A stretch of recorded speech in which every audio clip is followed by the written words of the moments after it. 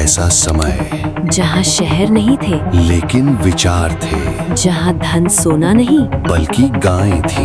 वैदिक काल। लेकिन इतिहास यहीं नहीं रुकता, क्योंकि जैसे जैसे समाज बढ़ता है, वैसे वैसे सवाल भी बदलते हैं। अब सवाल ये नहीं था कि जीवन कैसे जिए, अब सवाल था कि शासन कौन करेगा। अब सवाल था ये जमीन किसकी है, ये लोग किसके अधीन है। और जब ये सवाल उठते हैं तो जन्म लेता है राज्य। स्वागत है महाजनपद काल में। सबसे पहले एक बेसिक कॉन्सेप्ट क्लियर करते हैं, क्योंकि अगर ये समझ में आ गया तो पूरा चैप्टर आसान हो जाएगा। जन का मतलब क्या है? जन इज इक्वल टू लोग, लेकिन सिंपल लोग नहीं, एक ट्राइब या कम्युनिटी। वैदिक काल में सोसाइटी कैसी थी? छोटे छोटे जन, ट्राइब्स, जो साथ रहते थे, एक ही लीडर को फॉलो करते थे। मतलब फैमिली से बड़ा ग्रुप। हाँ, फैमिली, क्लैन, ट्राइब, जन। अब ध्यान दो, ये लोग क्या करते थे? एक जगह से दूसरी जगह मूव करते थे, यानी सेमी नोमैडिक लाइफ। लेकिन धीरे धीरे क्या हुआ? ये लोग सेटल होने लगे। क्यों? क्योंकि एग्रीकल्चर बढ़ रहा था,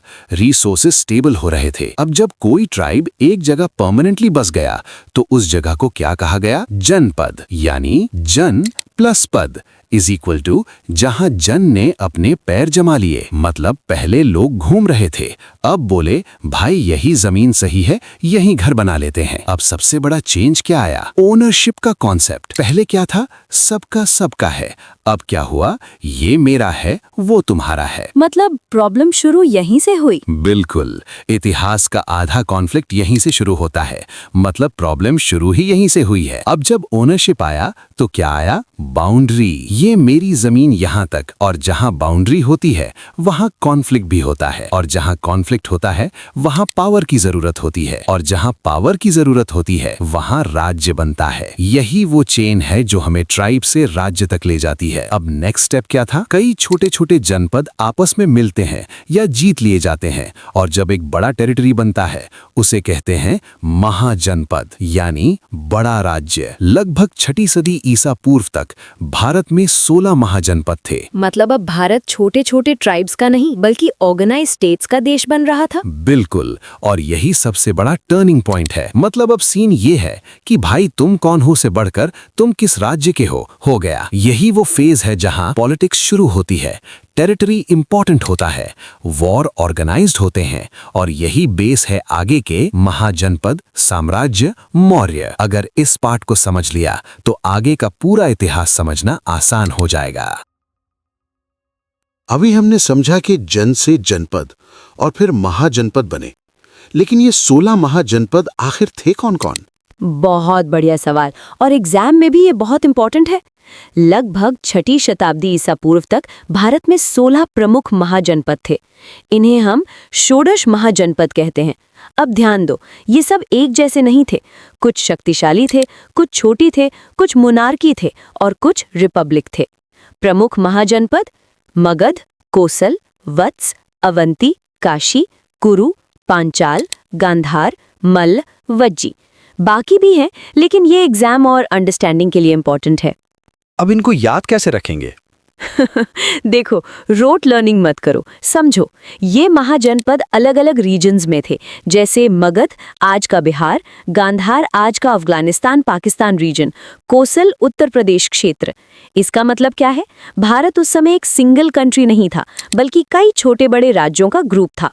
मतलब आज का इंडिया इमेजिन करो, लेकिन हर स्टेट अपना अलग देश है। अब एक और इम्पॉर्टेंट बात, इन महाजनपदों के बीच कंपटीशन था।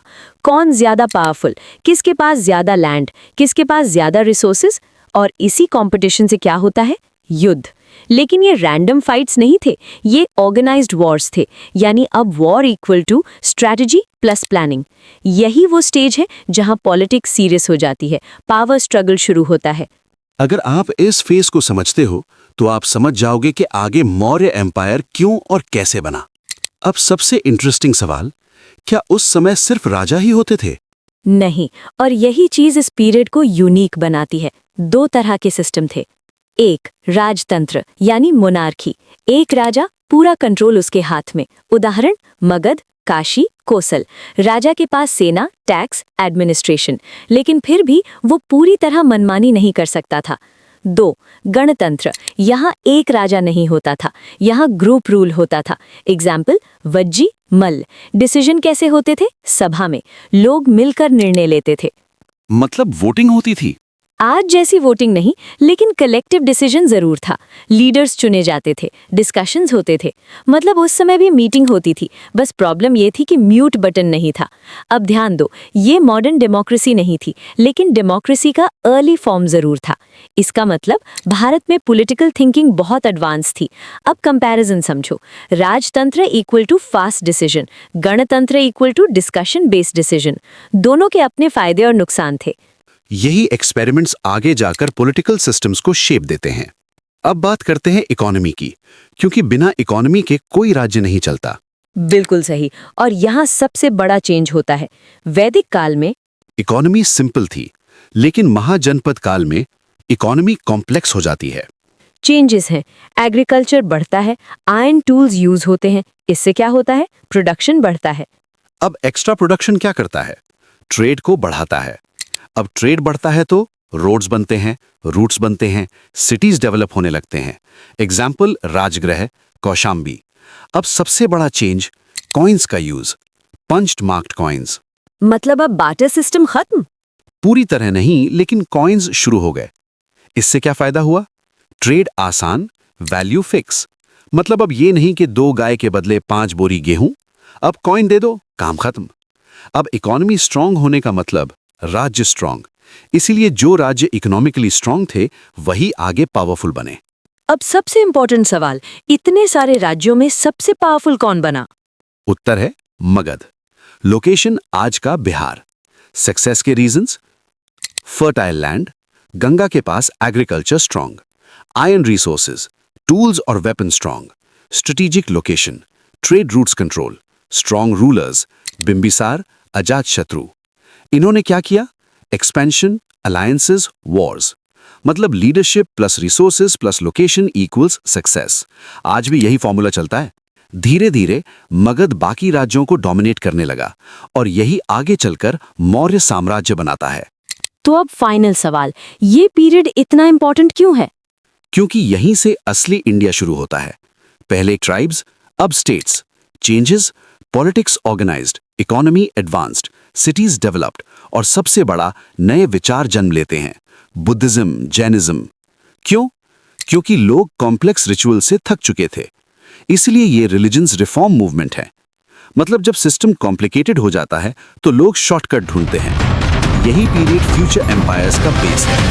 छोटे छोटे जंग अब बन चुके थे राज्य, जहाँ सत्ता थी और संघर्ष भी। महाजनपद काल, अगले एपिसोड में मौर्य साम्राज्य, जहाँ से शुरू होगा भारत का पहला विशाल एम्पायर।